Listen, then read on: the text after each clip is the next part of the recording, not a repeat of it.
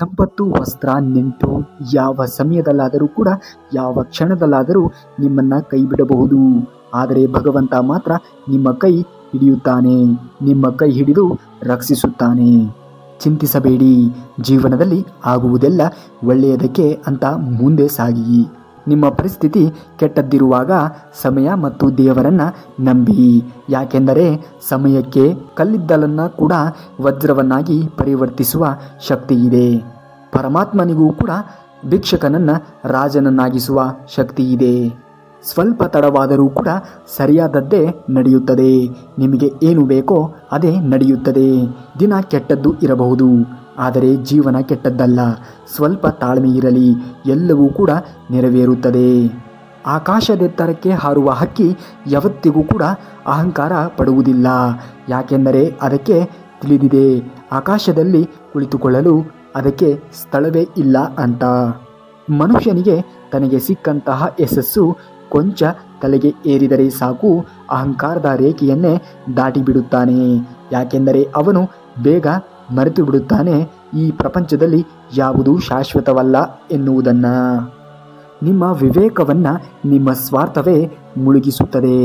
ಮನುಷ್ಯನ ವಿವೇಕವೇ ಒಂದು ದೊಡ್ಡ ಐಶ್ವರ್ಯ. ನಿನ್ನ ಸ್ವಾರ್ಥ ಮನೋಭಾವದ ಮನಸ್ಸು ಧೂಳು ಮುಸುಕಿದ ಕನ್ನಡಿಯಂತೆ. ಅದರೊಳಗೆ ನೀನು ಸ್ಪಷ್ಟವಾಗಿ ನೋಡಲು ಸಾಧ್ಯವೇ ಇಲ್ಲ. ಸ್ವಾರ್ಥವೆಂಬ ಪದವನ್ನು ನಿವಾರಿಸಿದಾಗ ಜೀವನ ಸುಂದರವಾಗಿ ಕಾಣಿಸುತ್ತದೆ. ನೊಣ ಮತ್ತು ಜೇನುನೊಣ ಒಂದೇ ಜಾತಿಯಾಗಿದ್ದರೂ ಕೂಡ ಜೇನುನೊಣ ಜೇನು ಹುಡುಕಿದರೆ ನೊಣ ಕೊಳಕನ್ನು ಹುಡುಕುತ್ತದೆ. ಅವರವರ ಯೋಗ್ಯತೆಗೆ ತಕ್ಕಂತೆ ಅವರವರ ವರ್ತನೆಯಾಗಿರುತ್ತದೆ. ಎಷ್ಟೇ ಕಷ್ಟ ಬಂದರೂ ಒಬ್ಬನೇ ನಿಂತು ಎದುರಿಸುತ್ತೇನೆ ಎನ್ನುವಂತಹ ಛಲ ಇದ್ದರೆ ನಾವು ಜೀವನದಲ್ಲಿ ಏನು ಬೇಕಾದರೂ ಸಾಧಿಸಬಹುದು. ಕಷ್ಟಗಳಿಗೆ ಹೆದರಬೇಡಿ. ಮನುಷ್ಯನನ್ನು ಸಂಪೂರ್ಣವಾಗಿ ಬದಲಿಸುವ ಸಾಮರ್ಥ್ಯ ಕಷ್ಟಗಳಿಗೆ ಇದೆ, ಮತ್ತು ದುಃಖಗಳಿಗೆ ಹೊರತು ಸಂತೋಷಕ್ಕೆ ಮತ್ತು ಸುಖಗಳಿಗಲ್ಲ. ನಂಬಿದ ಕೈಗಳೆಲ್ಲ ಬಿಟ್ಟಾಗಲೇ ತಿಳಿಯುತ್ತದೆ ಕಾಣದ ಕೈ ನಮ್ಮ ಕೈ ಹಿಡಿಯುವುದು ಅಂತ. ಜೀವನದಲ್ಲಿ ನೆಮ್ಮದಿಯಾಗಿ ಇರಬೇಕಾ? ಹಾಗಾದರೆ ಜನರು ಆಡುವಂತಹ ಮಾತುಗಳನ್ನು ಮನಸ್ಸಿಗೆ ಹಚ್ಚಿಕೊಳ್ಳಬೇಡ. ಜೀವನವೆನ್ನುವುದು ಮುಂದೆ ಸಾಗುತ್ತಾ ಇರಬೇಕು ಹೊರತು ನಿಂತಹ ನೀರಾಗಬಾರದು. ನೀವು ಒಬ್ಬರೇ ದುಡಿಯುತ್ತಿದ್ದೀರಾ. ಆ ಒಂದು ದುಡಿಮೆಯಲ್ಲಿ ನಿಮ್ಮ ಮನೆ ಮಂದಿಯೆಲ್ಲ ಕುಳಿತು ತಿನ್ನುತ್ತಾರೆ ಎಂದು ಅಹಂಕಾರ ಪಡಬೇಡಿ. ದೇವರಿಗೆ ಧನ್ಯವಾದವನ್ನು ಹೇಳಿ. ಯಾಕೆಂದರೆ ಆ ಒಂದು ಒಳ್ಳೆಯ ಕೆಲಸಕ್ಕೆ ಆ ದೇವರು ನಿಮ್ಮನ್ನು ಆಯ್ಕೆ ಮಾಡಿಕೊಂಡಿರುತ್ತಾನೆ ಎಂದು.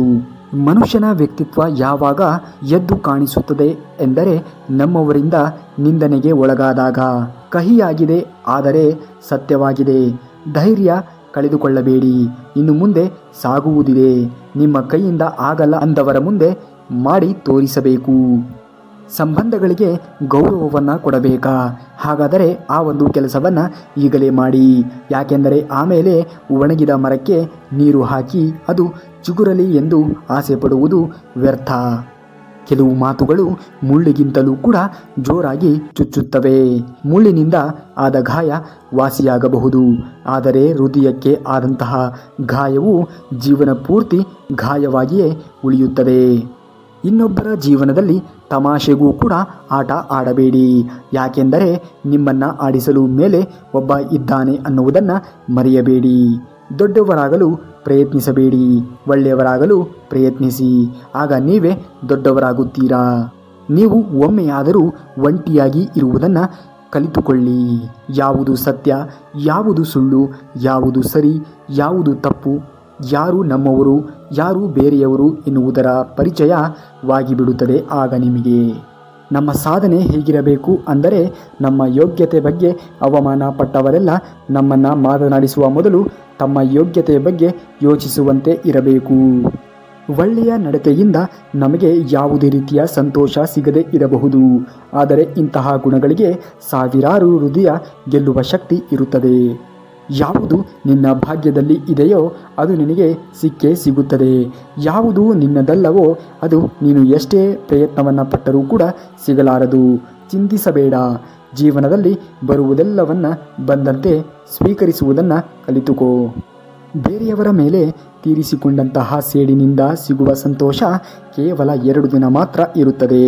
ಆದರೆ ಅವರನ್ನು ಕ್ಷಮಿಸಿ ನೋಡು, ಆಗ ಸಂತೋಷ ಜೀವನ ಪರ್ಯಂತ ಇರುತ್ತದೆ. ಕನಸು ಮುರಿದರೆ ಮತ್ತೊಂದು ಕನಸನ್ನು ಕಾಣಬಹುದು, ಆದರೆ ಮನಸ್ಸು ಮುರಿದರೆ ಮತ್ತೊಂದು ಮನಸ್ಸನ್ನು ತರುವುದಕ್ಕೆ ಸಾಧ್ಯವಿಲ್ಲ. ಯಾರನ್ನೂ ಕೂಡ ಕಳೆದುಕೊಳ್ಳಬೇಡಿ, ಹೃದಯಕ್ಕೆ ನೋವನ್ನು ಮಾಡಬೇಡಿ. ಸೋಲುಗಳ ಹೊಡೆತ, ಅವಮಾನಗಳ ಹೊಡೆತ, ಬಡತನದ ಹೊಡೆತ ಬಿದ್ದಾಗಲೇ ಮನುಷ್ಯನ ಬದುಕು ಬದಲಾಗುತ್ತದೆ. ವಿನಯವಿಲ್ಲದ ವಿದ್ಯೆ, ಗುಣವಿಲ್ಲದ ರೂಪ, ಸಮಯಕ್ಕೆ ಉಪಯೋಗಕ್ಕೆ ಬಾರದಂತಹ ಹಣ, ಹರಿತವಿಲ್ಲದಂತಹ ಆಯುಧ, ಹಸಿವಿಲ್ಲದ ಊಟ, ಆಗ ಪರೋಪಕಾರ ಇಲ್ಲದ ಜೀವನವೇ ವ್ಯರ್ಥ. ಯಾವುದು ಸುಲಭವಾಗಿ ಸಿಗುತ್ತದೆಯೋ ಅದುವೇ ಮೋಸ, ಯಾವುದು ಕಷ್ಟದಿಂದ ಸಿಗುತ್ತದೆಯೋ ಅದುವೇ ಮರ್ಯಾದೆ, ಯಾವುದು ಹೃದಯದಿಂದ ಸಿಗುತ್ತದೆಯೋ ಅದುವೇ ಪ್ರೀತಿ, ಯಾವುದು ಅದೃಷ್ಟದಿಂದ ಸಿಗುತ್ತದೆಯೋ ಅದುವೇ ಸ್ನೇಹ. ದುರಾಸೆಯನ್ನು ಬಿಟ್ಟು ಬಿಡಿ, ದ್ವೇಷವನ್ನು ಸಾಧಿಸಲೇಬೇಡಿ, ಇತರರ ಏಳಿಗೆಯನ್ನು ಕಂಡು ಅಸೂಹೆ ಅಂತೂ ಪಡಲೇಬೇಡಿ. ಇವುಗಳಿಂದ ನಿಮಗೆ ಯಾವತ್ತೂ ಕೂಡ ನೋವೇ ಹೊರತು ಸಂತೋಷ ಅಂತೂ ಯಾವತ್ತಿಗೂ ಕೂಡ ಸಿಗುವುದೇ ಇಲ್ಲ. ಸಾಧ್ಯವಾದರೆ ನಿಮ್ಮಿಂದ ಪ್ರೀತಿಯನ್ನು ಹಂಚಿ, ಅದರ 2ರಷ್ಟು ನಿಮಗೆ ಸುಖ, ಶಾಂತಿ ಮತ್ತು ನೆಮ್ಮದಿ ಸಿಕ್ಕೇ ಸಿಗುತ್ತದೆ. ನೀವು ಯಾವುದೇ ರೀತಿಯ ಸೇಡನ್ನು ತೀರಿಸಿಕೊಳ್ಳುವ ಅವಶ್ಯಕತೆ ಇಲ್ಲ. ಕೇವಲ 1 ಹೆಜ್ಜೆ ಹಿಂದಿಟ್ಟು ನೋಡಿ. ನಿಮ್ಮನ್ನು ನೋವಿನಿಂದ ನರಳುವಂತೆ ಮಾಡಿದವರು ಕ್ರಮೇಣವಾಗಿ ತಮ್ಮನ್ನು ತಾವೇ ನೋವಿನಿಂದ ನರಳುವಂತೆ ಸಮಯ ಬಂದೇ ಬರುತ್ತದೆ. ನೀವು ಅದೃಷ್ಟಶಾಲಿಗಳಾಗಿದ್ದರೆ ನಿಮ್ಮ ಕಣ್ಣೆದುರೇ ನಡೆಯುತ್ತದೆ, ಅದನ್ನು ನೀವು ನೋಡಬಹುದು. ಯಾರಿಗೆ ಯಾರೂ ಇಲ್ಲ, ಅವರಿದ್ದಾರೆ ಇವರಿದ್ದಾರೆ ಎಂಬುದು ಬರೀ ಮಾತಿಗಷ್ಟೇ. ಎಣ್ಣೆ ಇದ್ದರಷ್ಟೇ ದೀಪ, ಹಾಗೆ ನಾವು ಚೆನ್ನಾಗಿದ್ದರಷ್ಟೇ ಎಲ್ಲರೂ ನಮ್ಮವರು. ನಾವು ಚೆನ್ನಾಗಿಲ್ಲ ಅಂದರೆ ನಮ್ಮವರೇ ನಮಗೆ ಶತ್ರುಗಳು. ಸ್ವಲ್ಪ ಪೆಟ್ಟು ಬಿದ್ದರೂ ಮನಸ್ಸನ್ನು ಒಡೆಯುವಂತಹ ಗಾಜಿನಂತೆ ಮನಸ್ಸನ್ನು ಇಟ್ಟುಕೊಳ್ಳಬೇಡಿ. ಮನಸ್ಸು ಯಾವಾಗಲೂ ಕೂಡ ಕಚ್ಚಾ ಜೇಡಿಮಣ್ಣಿನಂತೆ ಇರಲಿ. ಪ್ರತಿಯೊಂದು ಹೊಡೆತದಿಂದಲೂ ಕೂಡ ಆಕಾರವನ್ನು ಪಡೆದುಕೊಳ್ಳುತ್ತದೆ. ಯಾವ ವ್ಯಕ್ತಿ ತನ್ನ ನಿಂದನೆಗಳನ್ನು ಸಮಾಧಾನವಾಗಿ ಸ್ವೀಕರಿಸುತ್ತಾನೆಯೋ ಅವನು ಇಡೀ ಜಗತ್ತಿನ ಮೇಲೆ ವಿಜಯವನ್ನು ಸಾಧಿಸುತ್ತಾನೆ.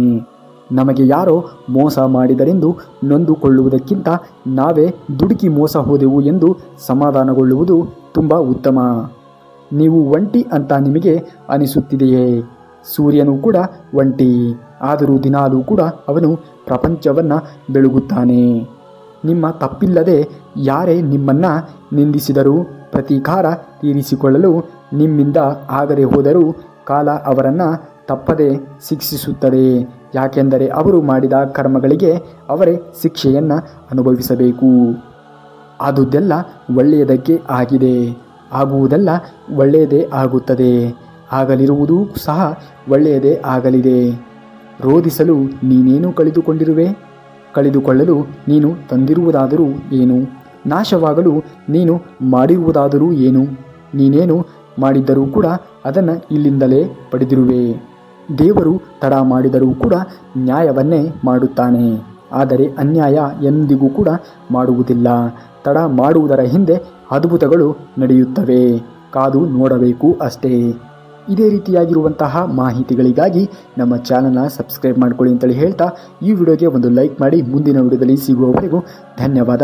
ಕರುನಾಡಿಗೆ.